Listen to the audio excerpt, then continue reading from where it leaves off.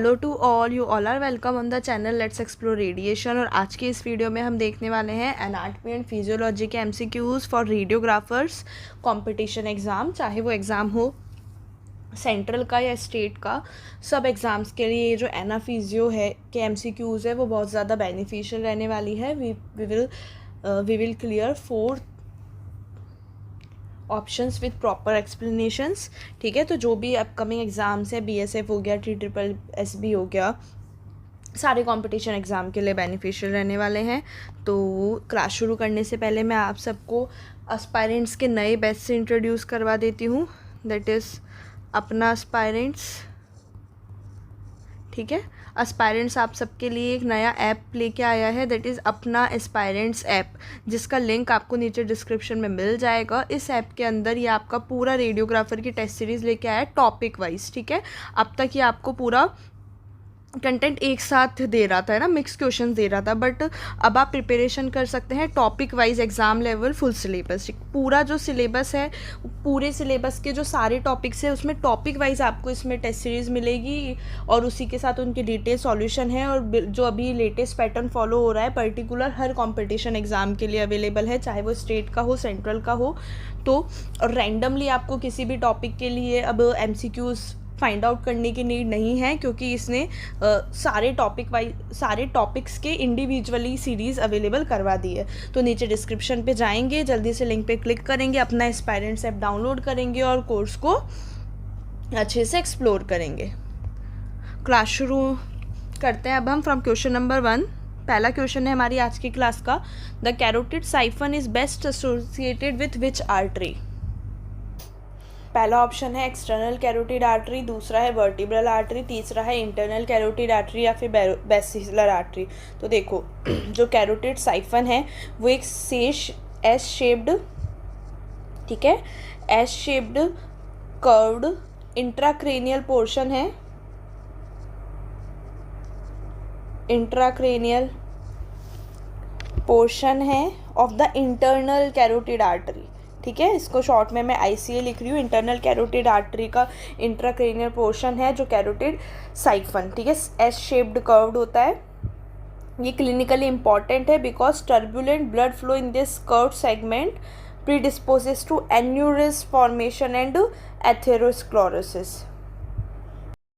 Basically easy language में बोलूँ तो जो इसका एस शेप्ड, जो इसका कर्व्ड है ना, ये क्लिनिकली इंपॉर्टेंट इसलिए। देखो सबसे पहले जो कैरोटिड साइफन है वो एसोसिएटेड है इंटरनल कैरोटिड आर्टरी से, तो इसका आंसर तो हो गया option number C, S shaped curved intracranial portion में होता है ये इंटरनल कैरोटिड आर्टरी के एस शेप्ड कर्व्ड होता है ये कैरोटिड साइफन, है ना। और ये क्या है, ये बेस्ट इसलिए, मतलब ये क्लिनिकली इम्पॉर्टेंट इसलिए है क्योंकि जो इसका कर्व शेप है यहाँ पे ब्लड का टर्बुलेंट फ्लो होता है और उधर इस कर्व पे टर्बुलेंट फ्लो होने के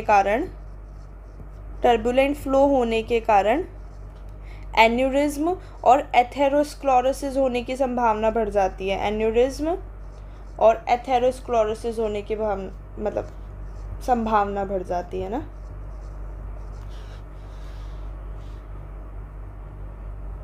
ठीक है, एथेरोस्क्लेरोसिस।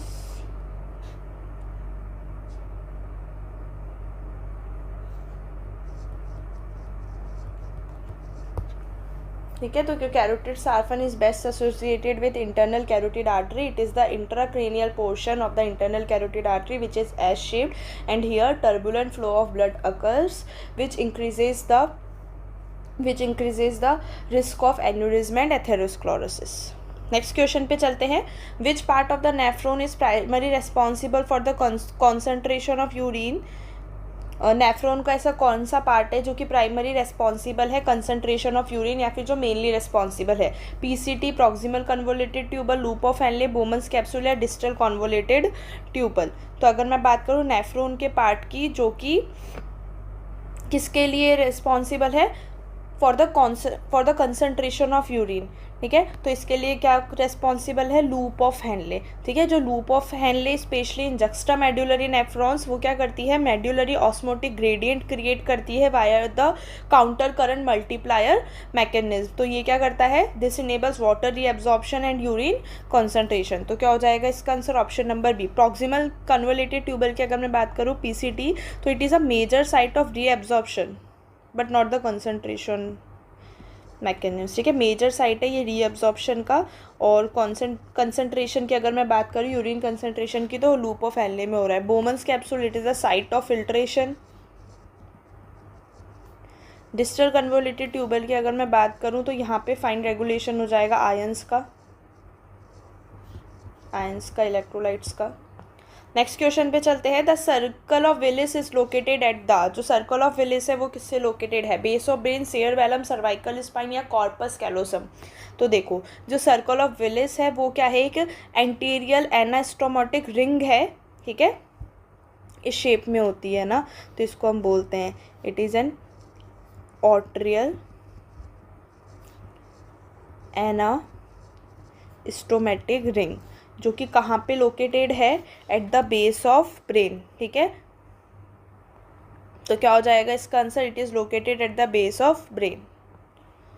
नेक्स्ट क्वेश्चन पे चलते हैं। In chest radiography the right hemidiaphragm is usually higher because, chest radiography के अंदर जो राइट हेमी-डायाफ्राम है वो यूजुअली हायर है देन राइट, किस रीज़न की वजह से, लेफ्ट लंग स्मॉलर है इसलिए, हार्ट के प्रेजेंस की वजह से, presence of liver, greater lung volume on right side. तो देखो जो लिवर है वो लार्ज होता है ना, and it is beneath the right diaphragm, जिसकी वजह से जो राइट हेमी डायाफ्राम है वो क्या हो जाता है, एलिवेट, और कितना, making it appear 1 to 2 centimetre higher than the left.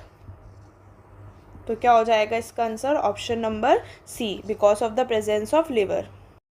Next question है the normal adult blood pressure is approximately, जो नॉर्मल एडल्ट ब्लड प्रेशर होता है वो अप्रॉक्सीमेटली कितना होता है, तो भाई कितना होता है 120/80 millimetre mercury, 120/80 mmHg। Next question पे चलते हैं,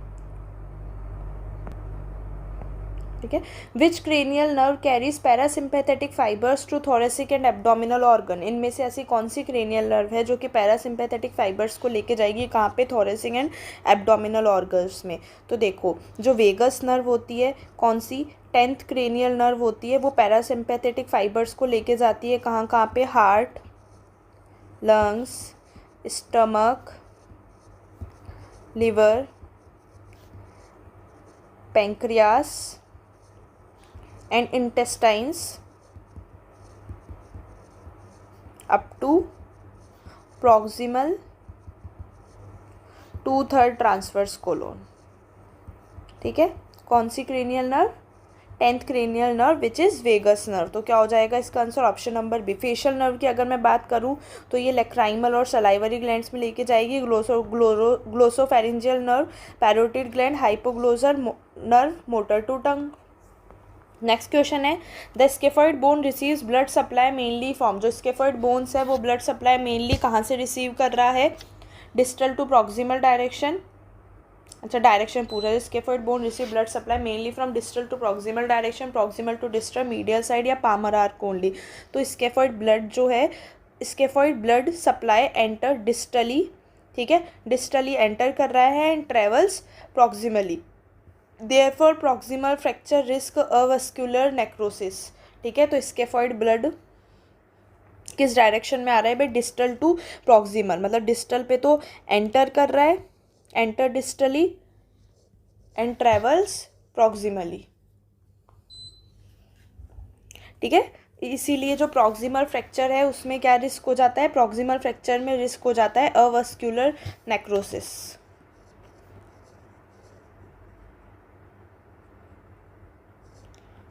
ठीक है।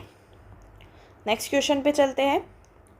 स्केफॉइड बोन पता ही होगी, अपने रिस्ट की बोन है जिसमें फ्रैक्चर होने के सबसे ज़्यादा चांसेस रहते हैं। नेक्स्ट क्वेश्चन है which structure passes through the foramen magnum, इनमें से ऐसा कौन सा स्ट्रक्चर है जो फोरामेन मैग्नम से पास होता है, internal carotid artery, facial nerve, spinal cord या मैंडिबुलर नर्व। तो अगर मैं बात करूँ फोरामेन मैग्नम की, तो फोरामेन मैग्नम ट्रांसमिट मेडुला और स्पाइनल कोड कंटिन्यूटी। क्या हो जाएगा इसका answer? Option number C. Next question है the Haversian canal is found in. जो हेवर्सियल कैनाल है वो हमें कहाँ मिलेगी? तो हेवर्सियल कैनाल क्या होती है? Which contains blood vessels and nerves.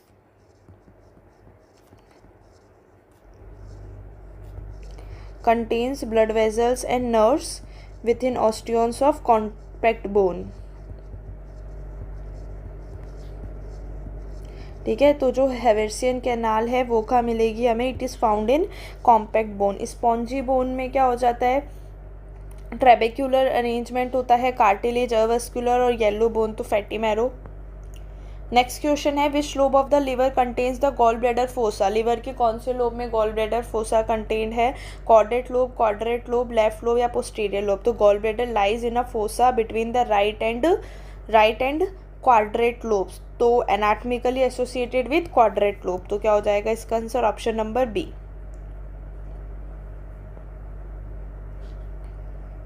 Next question है the sinoatrial node is normally supplied by. Sinoatrial node को कौन सी आर्टरी ब्लड सप्लाई करेगी? Left coronary artery, circumflex artery, right coronary artery या फिर पल्मोनरी आर्टरी। तो 60% population SA nodal artery arises from right coronary artery. It is option number C. Left coronary artery less common है। Circumflex artery supplies SA node in very few peoples. ठीक है, और pulmonary artery no SA node supply. Next question है which bronchus is more prone to foreign body aspiration. इनमें से ऐसा कौन सा ब्रोंकस है जिसके अंदर जो फॉरेन बॉडी है वो सबसे ज़्यादा जाने के चांसेस रहते हैं? Right main bronchus, left main bronchus, segmental bronchus या लोबर ब्रोंकस। तो देखो जो राइट मेन ब्रोंकस है उसमें क्योंकि ये वाइडर है, शॉर्टर है, ठीक है, इस वजह से इसके अंदर कोई फॉरेन बॉडी एस्पायरेट हो, कोई फॉरेन ऑब्जेक्ट एस्पायरेंट हो, वो ज़्यादा कॉमन है। नेक्स्ट क्वेश्चन है द रेडियोग्राफिक लैंडमार्क जगलर नोच करस्पॉन्ड्स अप्रॉक्सीमेटली टू। ठीक है, जो रेडियोग्राफिक लैंडमार्क है जगलर नोच वो इनमें से कौन सी मतलब कौन सी वर्टिब्रा से करस्पॉन्ड है? T2, T3, T4, T5, T6, T7, C7, T1। तो देखो T2, T3। द जगलर नोच या फिर इसको हम बोल सकते हैं सुप्रास्टर्नल नोच। ठीक है, it lies approximately at T2, T3 vertebral level. T4, T5 क्या हो जाता है? External angle level.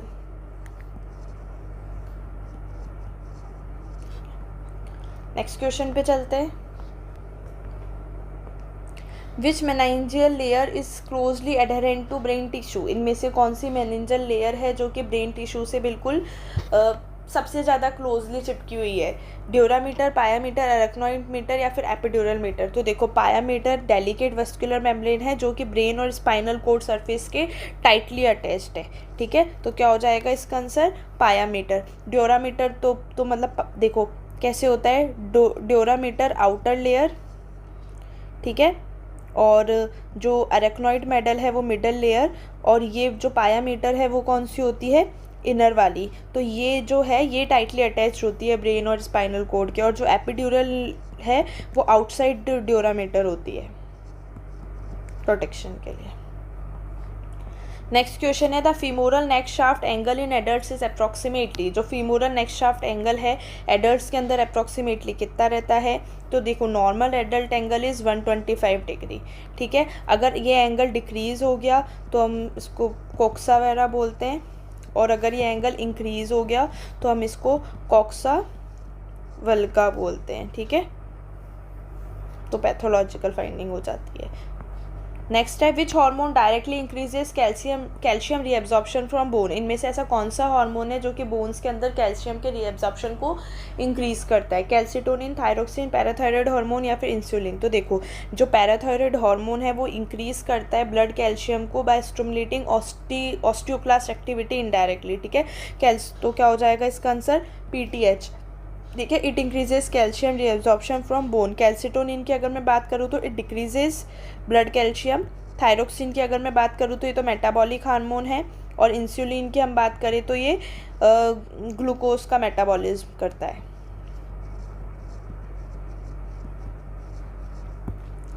Next question पे चलते हैं। The Broca's area is primarily responsible for, जो ब्रोकास एरिया है वो प्राइमरीली किस चीज़ के लिए रिस्पॉन्सिबल है? विजन, हियरिंग, मोटर, स्पीच या मेमोरी? तो Broca's area in dominant frontal lobe, ठीक है, जो क्या कंट्रोल करता है? Speech production. तो क्या हो जाएगा इसका answer? Option number C. Vision की अगर मैं बात करूँ तो ऑसिपिटल लोब इज़ रिस्पॉन्सिबल, ठीक है। अगर मैं बात करूँ हियरिंग की तो temporal lobe is responsible. Memory की अगर मैं बात करूँ तो hippocampus part is responsible.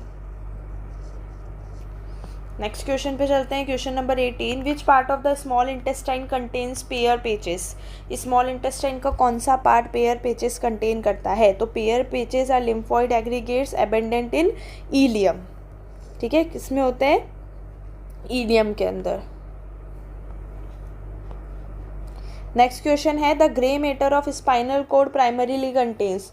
Spinal cord का जो ग्रे मैटर है वो प्राइमरीली क्या कंट्रोल करता है, क्या कंटेन्स करता है? Sorry, myelinated fibre, neuron cell body, cerebrospinal fluid spaces या सेंसरी गैंग्लिया?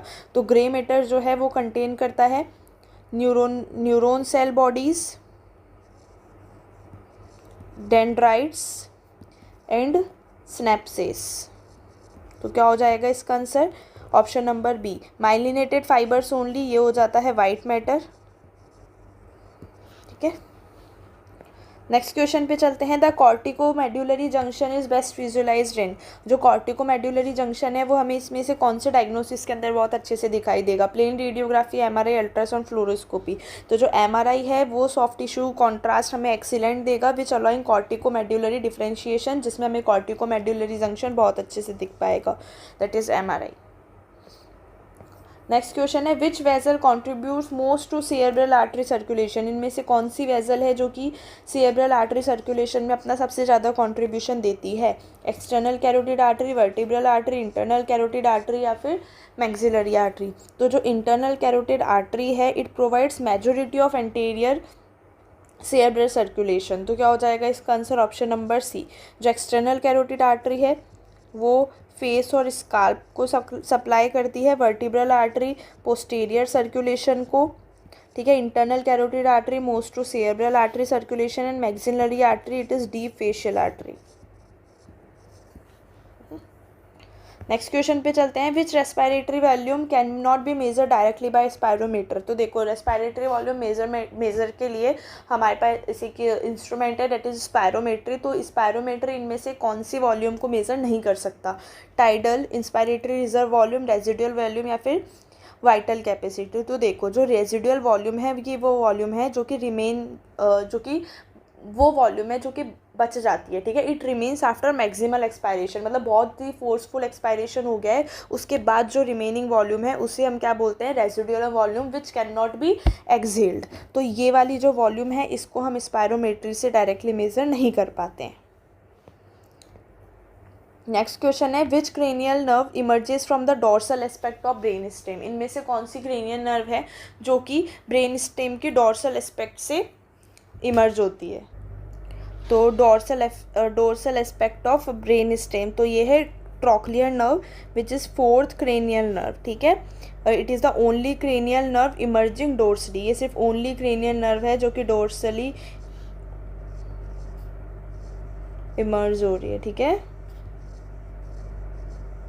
ठीक है। फेशियल नर्व, पोंटोमेड्यूलरी जंक्शन,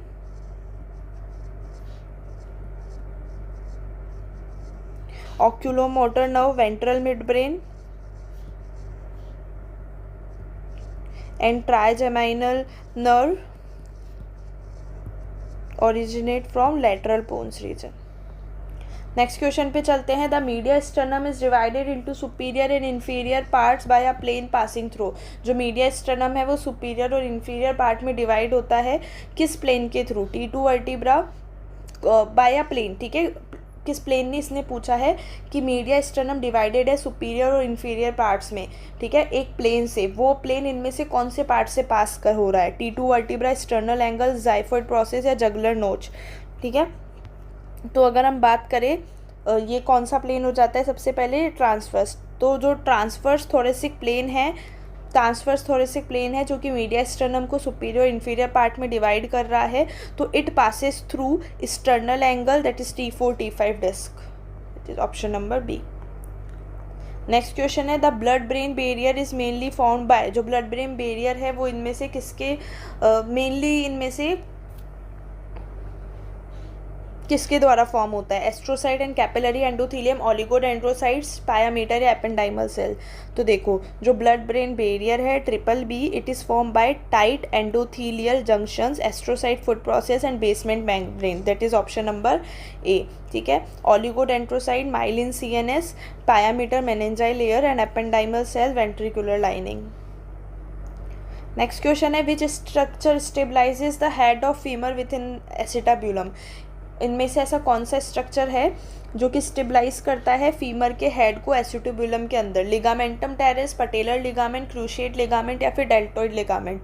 तो देखो लिगामेंटम टेरेस, ये वाला जो लिगामेंट है ये अटैच करता है फीमोरल हेड को एसिटाब्यूलम में and carries small artery to. Patellar ligament की अगर मैं बात करूँ तो ये नी में, क्रूशिएट लिगामेंट नी स्टेबलाइजेशन में, और deltoid ligament it is for ankle. ठीक है, नेक्स्ट क्वेश्चन पे चलते हैं the thoracic duct drains into, जो थोरेसिक डक्ट है वो ड्रेन किस में करती है? Right subclavian vein, left subclavian vein, superior vena cava या फिर अजाइगस वेन? तो देखो जो थोरेसिक डक्ट है वो एम्प्टी होती है at junction of left internal jugular and left subclavian vein. तो क्या हो जाएगा इसका आंसर? ड्रेन का मतलब क्या हो जाता है? जहाँ पे ये खाली होती है तो कहाँ होती है? लेफ्ट सबक्लेवियन वेन में। ठीक है, राइट सबक्लेवियन वेन में राइट लिम्फेटिक डक्ट होगा, superior vena cava receives venous blood and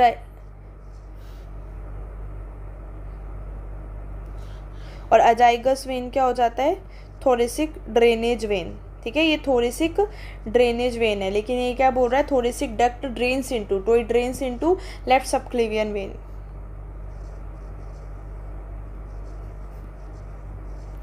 next question पे चलते हैं which sinus drains into the middle meatus, कौन सा साइनस है जो कि कहाँ ड्रेन होगा? मिडल मिएटस में। Sphenoid sinus, posterior ethmoid sinus, maxillary sinus, nasolacrimal duct. तो देखो जो मिडल मिएटस है receives drainage from frontal sinus, maxillary sinus and anterior ethmoid sinus. ठीक है, frontal sinus, maxillary sinus and anterior ethmoid sinus.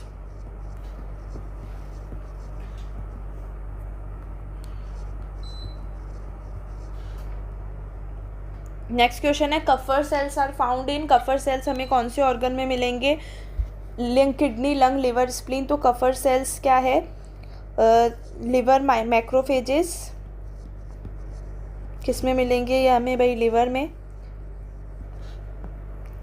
Next question है which structure forms the anatomical snuff box floor, इनमें से ऐसा कौन सा structure है जो कि एनाटॉमिकल स्नफ बॉक्स का फॉर्मेशन करता है? स्नफ बॉक्स फ्लोर का फॉर्मेशन करेगा।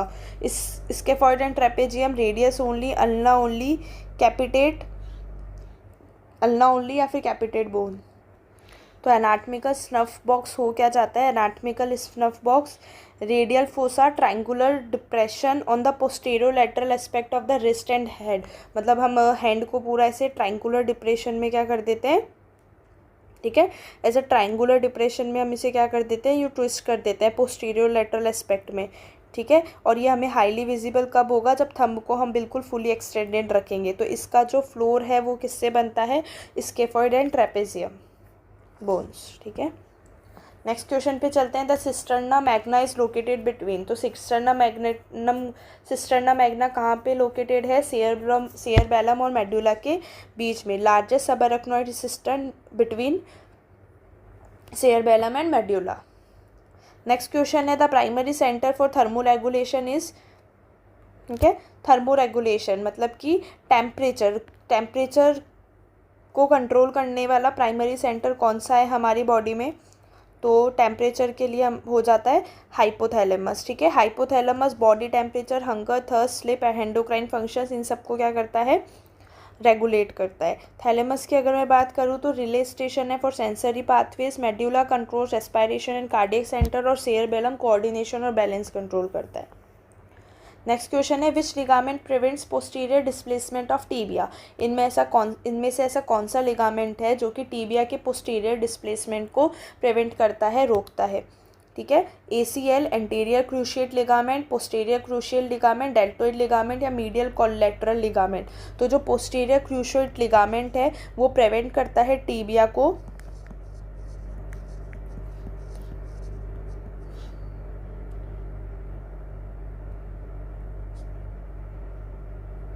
ठीक है, it prevents the tibia from moving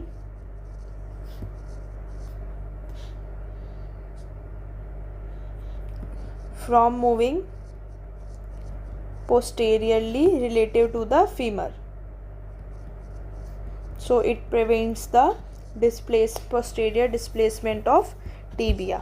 तो कौन सा posterior cruciate ligament, ठीक है, and it is also stronger than anterior cruciate ligament, prevents hyperflexion. और जो ACL है वो क्या करता है, prevents anterior displacement of tibia. ठीक है, ये एंटीरियर डिस्प्लेसमेंट ऑफ टीबिया को प्रिवेंट करेगा। Deltoid ligament, medial ankle ligament,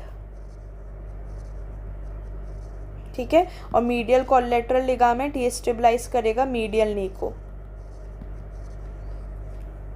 next question पे चलते हैं। The largest lobe of the brain is, brain का लार्जेस्ट लोब कौन सा है, तो जो फ्रंटल लोब है it is the largest cerebral lobe and it is responsible for voluntary motor activity, intelligence, personality, planning, speech production, that is Broca's area. ठीक है, temporal lobe hearing and memory के लिए, occipital lobe vision centre, parietal lobe sensory interpretation. Next question है the medullary cavity of long bones mainly contain, जो long bones की medullary cavity है वो mainly क्या कंटेन करती है, cartilage, yellow marrow, tendon, compact bone. तो जो मेडुलरी कैविटी है एडल्ट्स के अंदर it mainly contains yellow bone marrow which is rich in fat cells. ठीक है, चिल्ड्रंस के अंदर मोस्टली रेड मैरो होगा, है ना, मेडुलरी कैविटी में, और एडल्ट्स के अंदर yellow marrow predominates in long bones. Next question है which structure connects muscle to bone, इनमें से ऐसा कौन सा स्ट्रक्चर है जो कि मसल को बोन से कनेक्ट करेगा, तो बिल्कुल टेंडन। ठीक है, टेंडन एक डेंस फाइब्रस कनेक्टिव टिश्यू है जो कि मसल को बोन से कनेक्ट करता है and also transmitting muscular force for movement. Ligament क्या करता है, बोन टू बोन कवर करेगा। फेशिया क्या है, एक लेयरिंग है जो कि मसल्स और ऑर्गन्स को कवर करेगी। कार्टिलेज क्या है, it is a flexible connective tissue. Next question पे चलते हैं which electrolyte is mainly responsible for nerve impulse conduction, इनमें से ऐसा कौन सा इलेक्ट्रोलाइट है जो कि मेनली रेस्पॉन्सिबल होता है नर्व इम्पल्स कंडक्शन के लिए, कैल्शियम, सोडियम, आयरन, मैग्नीशियम।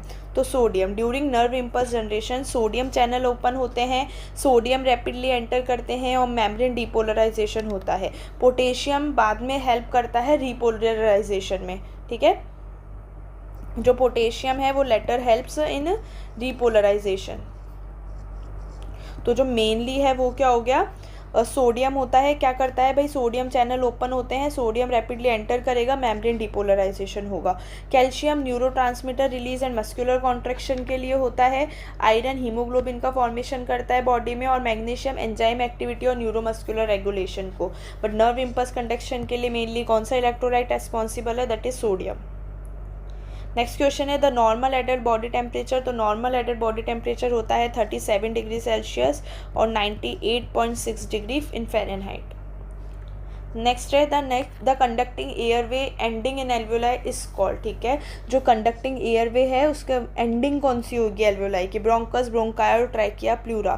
तो देखो ब्रोंकाई जो है ऐसे होता है, ब्रोंकाई डिवाइड्स इनटू ब्रोंकायोल्स। ठीक है, अब जो terminal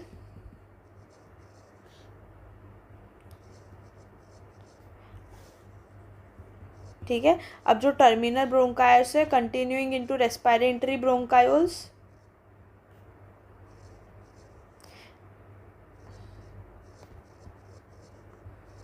and leading to alveoli. तो क्या हो जाएगा इसका answer, option number B, bronchial.